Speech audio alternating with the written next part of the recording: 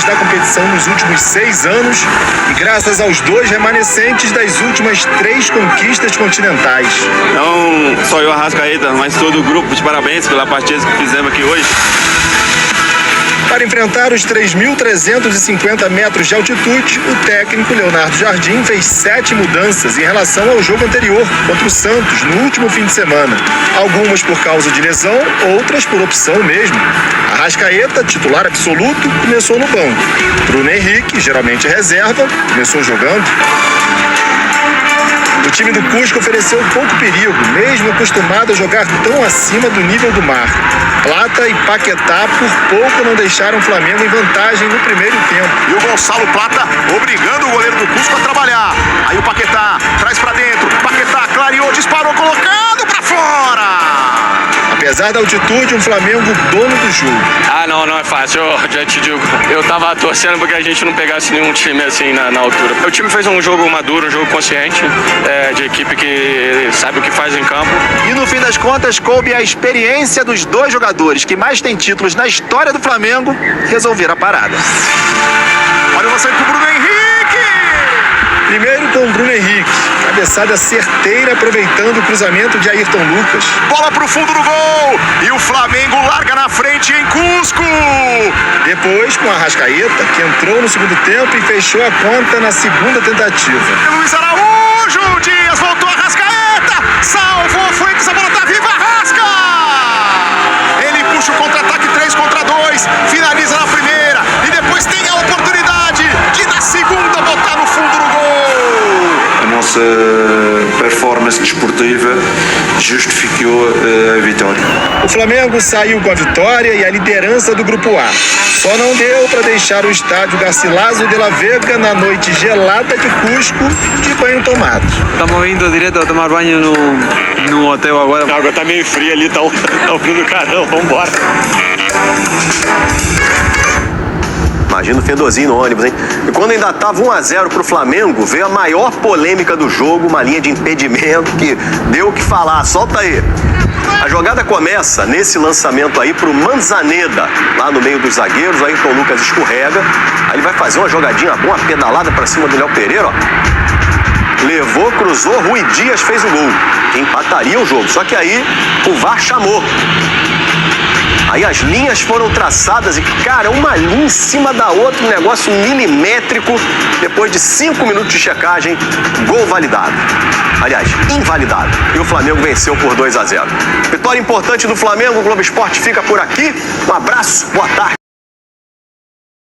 Ainda mais confiantes na hora de fazer a fezinha no site da KTO é a promoção ganho extra de R$30. É isso mesmo, se sua fezinha não bater, você pode ganhar até R$30 em aposta grátis. E é super simples, você vai entrar no site, no link que tá aí na descrição, vai na aba promoções e lá você vai encontrar essa promoção, vai clicar em aceito participar.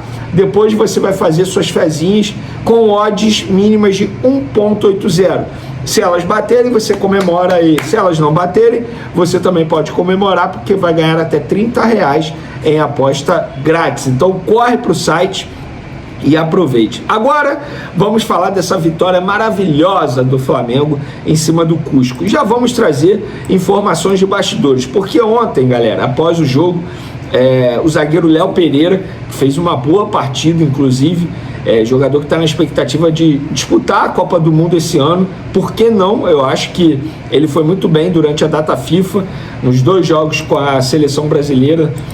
O Ancelotti gostou bastante, informação de bastidores, e ele, após o jogo, ele revelou que os jogadores utilizaram oxigênio no vestiário, e ele também elogiou demais a logística montada pelo Flamengo para esse duelo com o Cusco nessa altitude que é terrível, gente, terrível.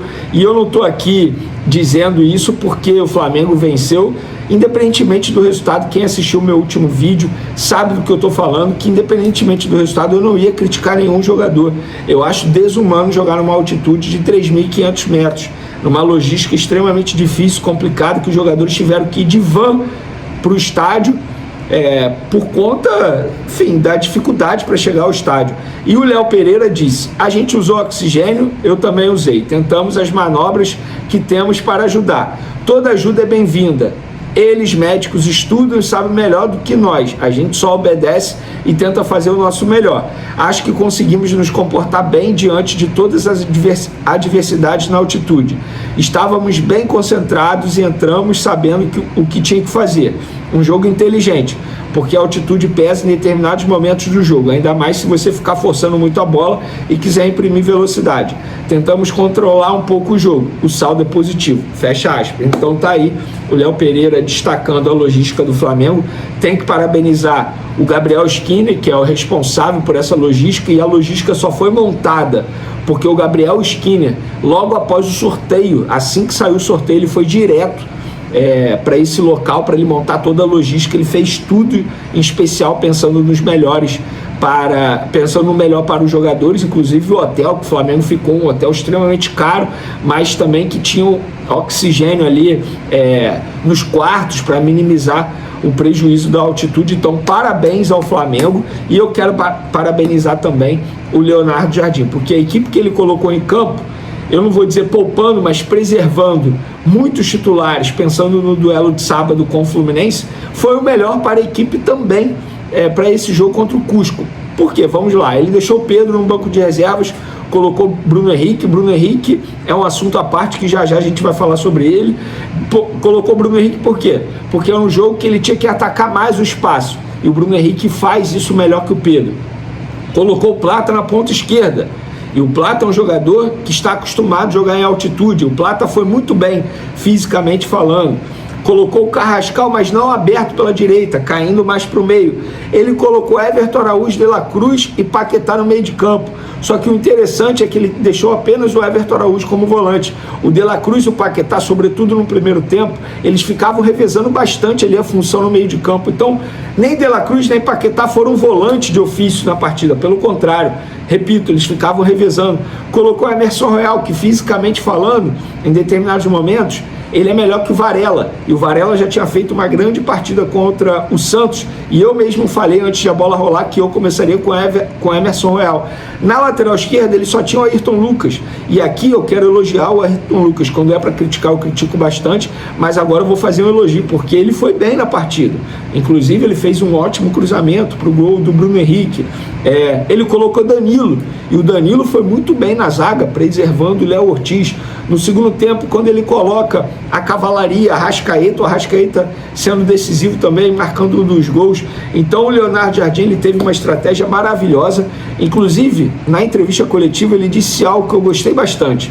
E esse é o espírito de um treinador do Flamengo. Eu não estou fazendo nenhuma crítica ao anterior não, tá, gente? Antes que vocês pensem. Mas acho que o Leonardo Jardim, ele entendeu o que é comandar o Flamengo. Ele disse: nós somos o Flamengo. Temos que colocar em prática as nossas qualidades e as nossas forças. Mais importante do que pensar na altitude foi pensar no nosso jogo e em superar este difícil adversário. Inclusive a estratégia dele, ele não fez uma marcação muito alta, porque a todo momento, se ele fizesse a marcação alta, o que o Cusco ia fazer? Ia botar bola longa, e ia cansar demais o Flamengo na altitude.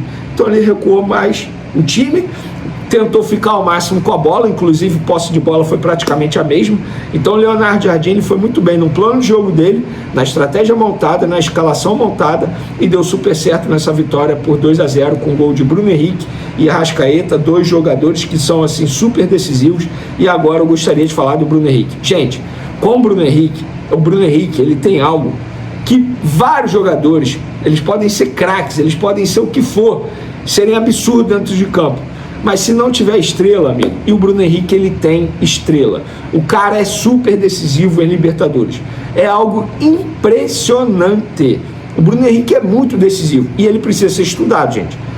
A idade dele, eu vou até ver a idade aqui, ó, Bruno Henrique, o gol. Ele tem idade avançada, um jogador que já passou por uma cirurgia no joelho extremamente grave, preocupante. Ele tem 35 anos. Com 35 anos, numa altitude de 3.500 metros, ele estava dando pique aos 90 minutos do segundo tempo.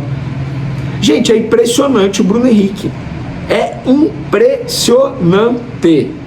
Eu quero elogiar demais, e para mim, o melhor em campo foi o Bruno Henrique.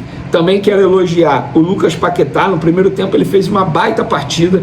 Muita gente, será que ele vai para a Copa? Gente, tem que ter a lupinha ali no Lucas Paquetá. É um jogador de altíssimo nível, e ele performou muito bem na altitude, repito, sobretudo no primeiro tempo, que eu acho que foi quando o Flamengo mais se destacou, inclusive, porque o Paquetá também foi muito bem nos 45 minutos iniciais. Gostei do De La Cruz também, gostei do time de uma maneira geral. Eu acho que a confiança vai voltando aos poucos ao torcedor rubro-negro. E você aí do outro lado?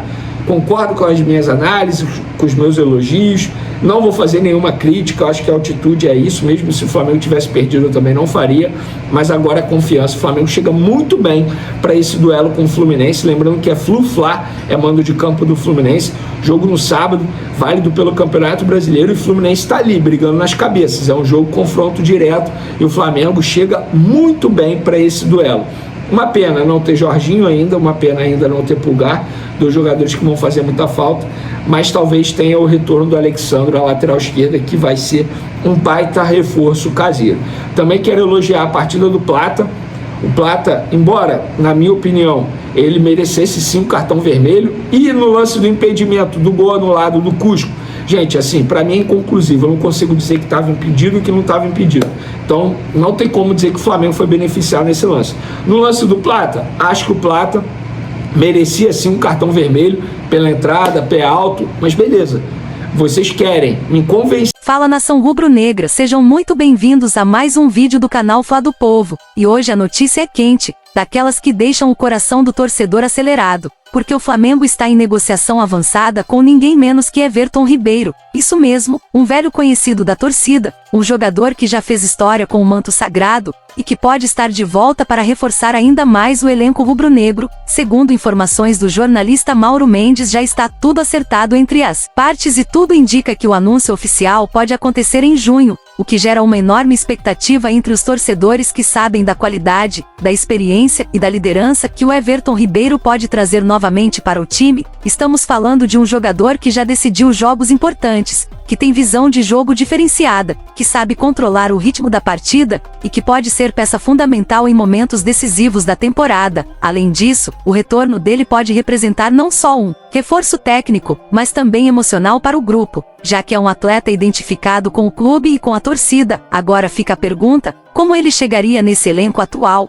Qual seria o papel dele dentro do time, titular absoluto ou uma peça importante de rotação? Independente disso, uma coisa é certa: a possível volta de Everton Ribeiro movimenta o cenário do Flamengo e aumenta ainda mais a expectativa por títulos. A diretoria parece estar trabalhando forte nos bastidores para qualificar o elenco e brigar por tudo em 2024, e essa contratação pode ser mais um passo nessa direção. Então, nação, quero saber a sua opinião. Você acha que Everton Ribeiro ainda tem lenha para queimar no Flamengo? Ele chega para ser titular ou para compor elenco? Comenta aqui embaixo, participa com a gente porque a sua opinião é muito importante. E claro, não esquece de compartilhar esse vídeo com outros rubro-negros para ficarem por dentro de todas as novidades do Mengão. Se inscreve no canal se ainda não for inscrito e ativa o sininho para não perder nenhuma notícia, porque aqui você acompanha tudo em primeira mão. Saudações rubro-negra e até o próximo vídeo.